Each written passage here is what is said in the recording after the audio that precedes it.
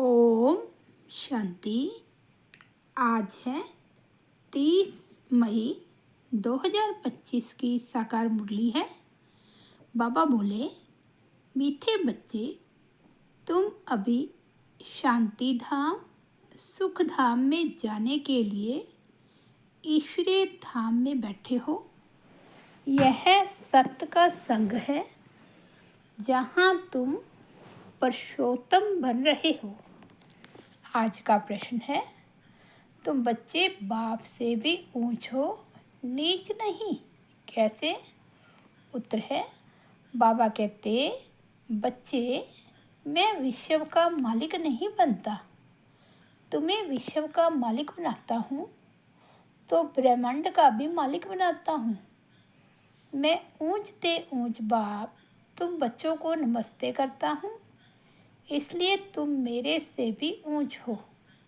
मैं तुम मालिकों को सलाम करता हूँ, तुम फिर ऐसा बनाने वाले बाप को सलाम करते हो। ओम शांति। मीठे मीठे रूहानी बच्चों को नमस्ते। रिस्पॉन्ड भी नहीं करते हो बाबा नमस्ते, क्योंकि बच्चे जानते हैं बाबा हमको ब्रह्मांड का मालिक भी बनाते हैं तो विश्व का मालिक भी बनाते हैं। बाप तो सिर्फ ब्रह्मांड का मालिक बनते हैं, विश्व का मालिक नहीं बनते। बच्चों को ब्रह्मांड और विश्व दोनों का मालिक बनाते हैं। तो बताओ, बड़ा कौन ठहरा? बच्चे बड़े ठहरे ना, इसलिए बच्चे फिर नमस्ते करते हैं। बाबा, आप ही हमको ब्रह्मांड और विश्व का मालिक बनाते हो, इसलिए आपको नमस्ते। मुसलमान लोग भी मालेकम सलाम सलाम मालेकम कहते हैं ना। तुम बच्चों को यह खुशी है जिनको निश्चय है, निश्चय बगैर तो कोई यहाँ आ भी ना सके। यहाँ जो आते हैं वे जानते हैं हम कोई मनुष्य गुरु के पास नहीं जाते हैं। मनुष्य बाप के पास, टीचर के पास व मनुष्य गुरु के पास नहीं जाते। तुम आते हो रूहानी बाप, रूहानी टीचर, रूहानी सतगुरु के पास।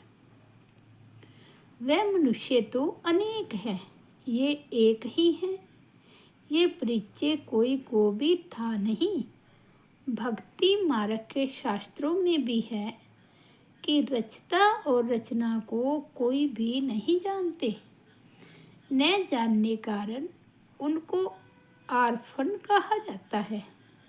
जो अच्छे पढ़े लिखे होते हैं समझ सकते हैं हम सभी आत्माओं का बाप एक ही निराकार है। वे आकर के बाप, टीचर, सतगुरु भी बनते हैं। गीता में श्री कृष्ण का नाम वाला है। गीता है सर्वशास्त्रमयी श्रोमणी, सबसे उत्तम ते उत्तम। गीता को ही माई बाप कहा जाता है। और जो भी शास्त्र है उनको माता पिता नहीं कहेंगे। श्रीमद् भगवत गीता माता गाई जाती है। भगवान के मुख कमल से निकली हुई गीता का ज्ञान ऊंचते ऊंच बाप है तो जरूर ऊंचते ऊंच की ही गाई हुई गीता हो गई क्रिएटर। बाकी सब शास्त्र है उनके पत्ते क्रिएशन, रचना से कभी वर्षा मिल ना सके। अगर मिलेगा भी तो अल्पकाल के लिए। दूसरे इतने ढेर शास्त्र हैं जिनके पढ़ने से अल्पकाल का सुख मिलता है, एक जन्म के लिए। जो मनुष्य ही मनुष्यों को पढ़ाते हैं। हर प्रकार की जो भी पढ़ाइयाँ हैं वह अल्पकाल के लिए मनुष्य मनुष्य को पढ़ाते हैं। अल्पकाल का सुख मिला, फिर दूसरे जन्म में दूसरी पढ़ाई पढ़नी पड़े। यहाँ तो एक निराकार बाप ही है जो 21 जन्मों के लिए वर्षा देते हैं। कोई मनुष्य तो दे ना सके, वह तो वर्थ नॉट ए पैनी बना देते हैं। बाप बनाते हैं पाउंड। अभी बाप बैठ बच्चों को समझाते हैं, तुम सब ईश्वर के बच्चे हो ना। सर्वव्यापी कहने से अर्थ कुछ नहीं समझते। सब में परमात्मा है तो फिर फादरहुड हो जाता है। फादर ही फादर तो फिर वर्षा कहाँ से मिले। किसका दुख कौन हरे। बाप को ही दुख हरता सुख करता कहा जाता है। फादर ही फादर का तो कोई अर्थ ही नहीं निकलता। बाप बैठ समझाते हैं, ये है ही रावण राज्य। यह भी ड्रामा में नूंद है, इसलिए चित्रों में भी क्लियर कर दिखाया है। तुम बच्चों की बुद्धि में है, हम पुरुषोत्तम संगम युग पर हैं। बाप पुरुषोत्तम बनाने आए हैं। जैसे बैरिस्ट्री डॉक्टरी आदि पढ़ते हैं, जिससे मर्तबा पाते हैं। समझते हैं इस पढ़ाई से हम फलाना बनूंगा। यहाँ तुम सत्य के संग में बैठे हो, जिससे तुम सुख धाम में जाते हो। सत्य धाम भी दो हैं, एक सुख धाम, दूसरा है शांति धाम। ये है ईश्वर का धाम। बाप रचता है ना। जो बाप द्वारा समझकर होशियार होते जाते हैं, उनका कर्तव्य है सर्विस करना। बाप कहेंगे, तुम अभी समझकर होशियार हुए हो तो शिव के मंदिर में जाकर समझाओ। उन्हें बोलो, इस पर फल फूल मक्खन घी आक के फूल गुलाब के फूल वैरायटी क्यों चढ़ाते हो। कृष्ण के मंदिर में आक के फूल नहीं चढ़ाते हैं, वहाँ बहुत अच्छे खुशबूदार फूल ले जाते हैं। शिव के आगे आक के फूल तो गुलाब के फूल भी चढ़ाते हैं। अर्थ तो कोई जानते नहीं। इस समय तुम बच्चों को बाप पढ़ाते हैं, कोई मनुष्य नहीं पढ़ाते। और सारी दुनिया में मनुष्यों को मनुष्य पढ़ाते हैं। तुमको भगवान पढ़ाते हैं। कोई मनुष्य को भगवान कदाचित नहीं कहा जाता।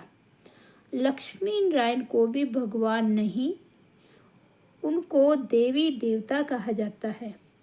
ब्रह्मा विष्णु शंकर को भी देवता कहेंगे। भगवान एक बाप ही है, वह है सभी आत्माओं का बाप।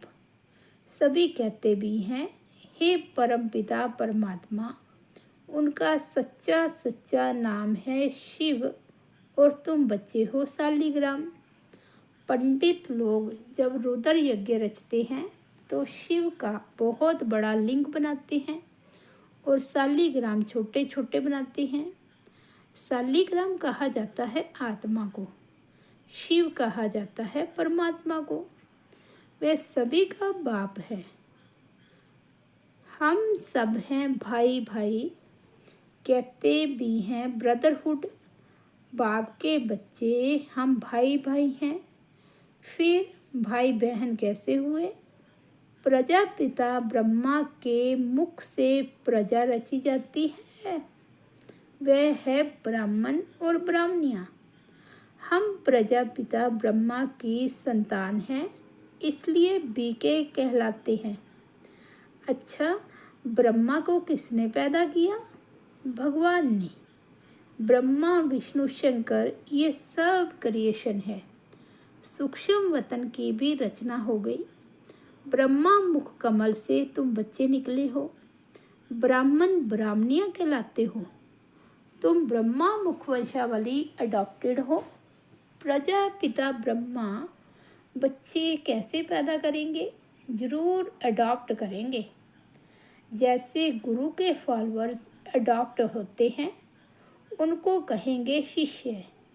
तो प्रजापिता ब्रह्मा सारी दुनिया का पिता हो गया, उनको कहा जाता है great great grandfather. Prajapita Brahma तो यहाँ चाहिए ना। सूक्ष्म वतन में भी ब्रह्मा है, नाम गाया हुआ है ब्रह्मा विष्णु शंकर, परंतु सूक्ष्म वतन में प्रजा तो होती नहीं। प्रजापिता ब्रह्मा कौन है, ये सब बाप बैठ समझाते हैं। वे ब्राह्मण लोग भी अपने को ब्रह्मा की औलाद कहते हैं। अब ब्रह्मा कहाँ है? तुम कहेंगे यह बैठे हैं, वे कहेंगे होकर गया है। वे फिर अपने को पुजारी ब्राह्मण कहलाते हैं। अभी तुम तो प्रैक्टिकल में हो। प्रजापिता ब्रह्मा के बच्चे आपस में भाई बहन हो गए। ब्रह्मा को अडॉप्ट किया है शिव बाबा ने। कहते हैं मैं इस बूढ़े तन में प्रवेश कर तुमको राजयोग सिखलाता हूँ। मनुष्य को देवता बनाना यह कोई मनुष्य का काम नहीं है, बाप को ही रचता कहा जाता है। भारतवासी जानते हैं शिव जयंती भी मनाई जाती है। शिव है बाप। मनुष्यों को यह भी पता नहीं है कि देवी देवताओं को यह राज्य किसने दिया। स्वर्ग का रचयिता है ही परमात्मा, जिसको पतित पावन कहा जाता है। आत्मा असुल पवित्र होती है, फिर सतो रजो तमो में आती है।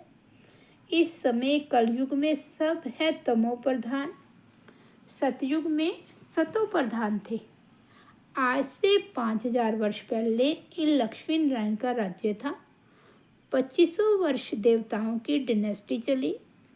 उनके बच्चों ने भी राज्य किया ना। Lakshmi Narayan the first the second ऐसे चला आता है। मनुष्यों को इन बातों का कुछ भी पता नहीं है। इस समय है सब तमो प्रधान पतित। यहाँ एक भी मनुष्य पावन हो ही नहीं सकता। सभी पुकारते हैं हे पतित पावन आओ, तो पतित दुनिया हुई ना। इनको ही कलयुग नरक कहा जाता है। नई दुनिया को स्वर्ग, पावन दुनिया को कहा जाता है पावन। नई दुनिया को स्वर्ग, पावन दुनिया कहा जाता है। फिर पतित कैसे बने यह कोई नहीं जानते। भारत में एक भी मनुष्य नहीं जो अपने 84 जन्मों को जानता हो। मनुष्य मैक्सिमम 84 जन्म लेते हैं, मिनिमम एक जन्म। भारत को अविनाशी खंड माना गया है, क्योंकि यहाँ ही शिव बाबा का अवतरण होता है। भारत खंड कभी विनाश हो नहीं सकता। बाकी जो अनेक खंड हैं वे सब विनाश हो जाएंगे।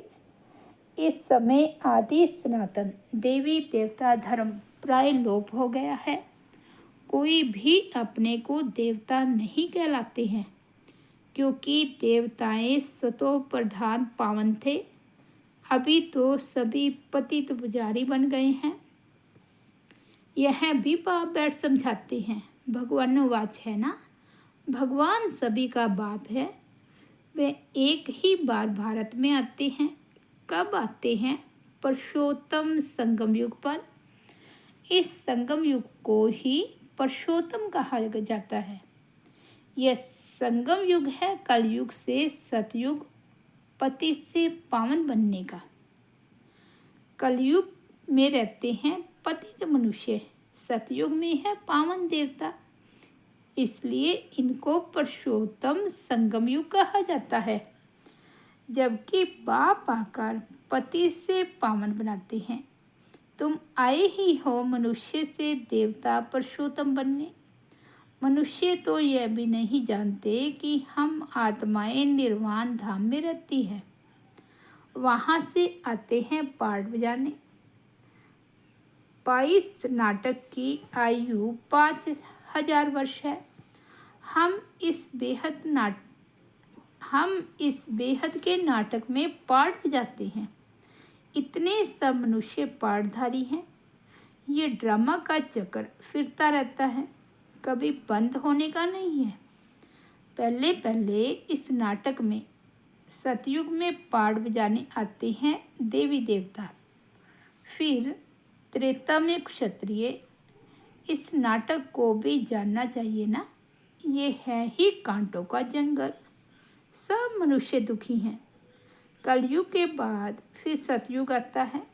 कलयुग में ढेर मनुष्य हैं। सतयुग में कितने होंगे? बहुत थोड़े। आदि सनातन सूर्यवंशी देवी देवताएं ही होंगे। ये पुरानी दुनिया अब बदलनी है। मनुष्य सृष्टि से फिर देवताओं की सृष्टि होगी। आदि सनातन देवी देवता धर्म था, परंतु अब अपने को देवता कहलाते नहीं, अपने धर्म को ही भूल गए हैं। यह सिर्फ भारतवासी ही हैं जो अपने धर्म को भूल गए हैं। हिंदुस्तान में रहने कारण हिंदू धर्म कह देते हैं। देवताएं तो पावन थे, ये है पतित, इसलिए अपने को देवता कह नहीं सकते। देवताओं की पूजा करते रहते हैं, अपने को पापी नीच कहते।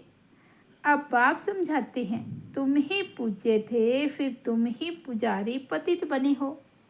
हमसों का अर्थ भी समझाया है।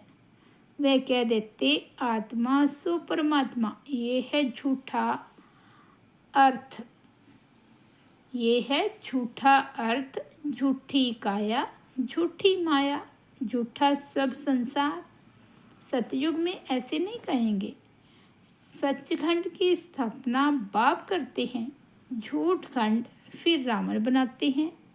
यह भी बाप आकर समझाते हैं।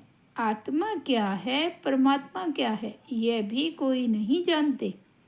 बाप कहते हैं तुम आत्मा बिंदी हो, तुम्हारे में 84 जन्मों का पार नूंदा हुआ है। हम आत्मा कैसी हैं ये कोई नहीं जानते। हम बैरिस्टर हैं, फलाना है, ये जानते हैं, बाकी आत्मा को एक भी नहीं जानते। बाप ही आकर पहचान देते हैं। तुम्हारी आत्मा में 84 जन्मों का पाठ अविनाशी नूंदा हुआ है, जो कभी विनाश नहीं हो सकता। यही भारत गार्डन ऑफ फ्लावर था। सुख ही सुख था, अभी दुख ही दुख है। यह बाप नॉलेज देते हैं। तुम बच्चे बाप द्वारा अभी नई नई बातें सुनते हो। सबसे नई बात है, तुम्हें मनुष्य से देवता बनना है। तुम जानते हो मनुष्य से देवता बनने की पढ़ाई कोई मनुष्य नहीं पढ़ाते हैं, भगवान पढ़ाते हैं। उस भगवान को सर्वव्यापी कहना यह तो गाली देना है। अब बाप समझाते हैं, मैं हर 5000 वर्ष बाद आकर भारत को स्वर्ग बनाता हूँ, रावण नरक बनाते हैं। ये बातें दुनिया में और कोई नहीं जानते। बाप ही आकर तुमको मनुष्य से देवता बनाते हैं। गायन भी है, मूत पलीती कपड़ धोए, वहाँ विकार होता नहीं। वह है ही संपूर्ण निर्विकारी दुनिया। अभी है विशेष वर्ड, बुलाते भी हैं पतित पावन आओ। हमको रावण ने पतित बनाया है, परंतु जानते नहीं कि रावण कब आया, क्या हुआ। रावण ने कितना कंगाल बना दिया है। भारत 5000 वर्ष पहले कितना साहूकार था। सोने हीरे जवाहरातों के महल थे, कितना धन था। अभी क्या हालत है। सो सिवाय बाप के सिरताज कोई बना ना सके। अभी तुम कहते हो शिव बाबा भारत को हेवन बनाते हैं। अब आप कहते हैं मौत सामने खड़ा है, तुम वानप्रस्थी हो, अब जाना है वापिस, इसलिए अपने को आत्मा समझो। माम एकम याद करो तो पाप भस्म हो जाएंगे। अच्छा, मीठे मीठे सिकिलदे बच्चों प्रति मात पिता बाप दादा का याद प्यार और गुड मॉर्निंग। रूहानी बाप की रूहानी बच्चों को नमस्ते। हम रूहानी बच्चों की रूहानी बाप दादा को याद प्यार, गुड मॉर्निंग और नमस्ते। धारणा के लिए मुख्य सार फर्स्ट पॉइंट है, हम ब्रह्मा मुखवंशावली ब्राह्मण हैं। स्वयं भगवान हमें मनुष्य से देवता बनाने की पढ़ाई पढ़ा रहे हैं। इस नशे और खुशी में रहना है। पुरुषोत्तम संगम युग पर पुरुषोत्तम बनने का पुरुषार्थ करना है। सेकंड पॉइंट है, अभी हमारी वानप्रस्थ अवस्था है, मौत सामने खड़ा है, वापिस घर जाना है, इसलिए बाप की याद से सब पापों को भस्म करना है। आज का सतगुरु बाबा का वरदान है, नॉलेज रूपी चाबी द्वारा भाग्य का अखुट खजाना प्राप्त करने वाले माला माल भव। नॉलेज रूपी चाबी द्वारा भाग्य का अखुट खजाना प्राप्त करने वाले माला माल भव।